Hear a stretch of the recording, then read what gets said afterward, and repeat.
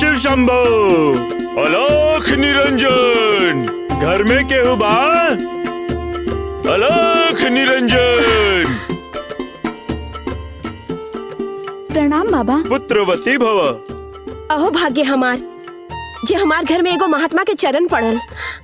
बाबा आई आई भीतर आई। ना, हम भी घर में प्रवेश नहीं कर सकत। काहे बाबा, हमरा से कोनो गलती भइल बा? गलती ना, घोर अपराध हो रहल बा तहरा से। अपराध? राम राम राम, ये का कहनी बाबा? साधु के कथन कबो मिथ्य ना होला बालिके। ई घर पे घोर संकट के बादल मंडरा रहल बा। संकट? ना बाबा ना, बाबा इस संकट के कोनो समाधान बताई। समाधान तो बहुत बा बालिके, लेकिन समय बहुत कम बा।